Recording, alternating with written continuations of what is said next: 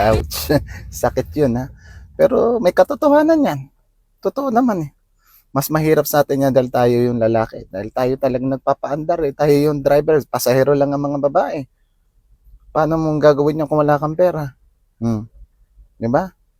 Sa realidad ng buhay, kung wala kang pera, hindi mo pa kayang asikasuhin ng sarili mo, bakit mandadamay ka pa ng ibang tao? Paano mo masasabi na ipagluto pa? Wala kang nga kusina.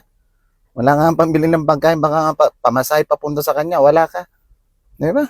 Pero yung sitwasyon na yan, broke guys don't deserve kuchi-kuchi. May mga exemption yan. Alam niyo yung mga babae.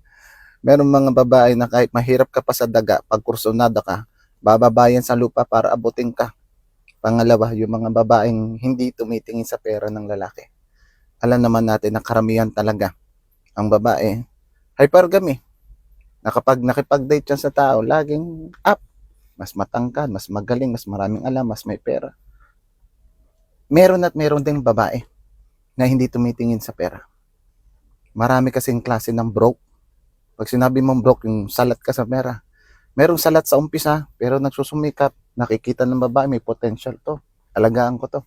Meron naman talagang tangin na sa umpisa pa lang broke na. Hanggang pantanda, broke pa rin. Ibig sabihin, naging angay na yung pamantayan ng buhay niya. Hindi natin alam kung anong skills ang ginagamit niya para makapangbitag ng babae. Pero ayun na talagang gusto niya mangyari sa buhay niya. Wala nang pangarap, wala nang direksyon sa buhay, pero pinipili pa rin.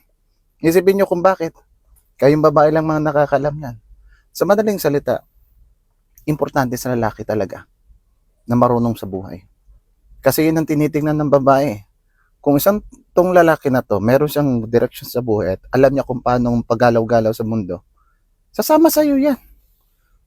Pero kung nakikita niyang patapon ka, pabagsak ka, bakit siya sasama sa'yo? Unang-una tayo ang lalaki. Tayo ang magdadala. Tayo may gusto. Tayo may kailangan. Tayo manliligaw.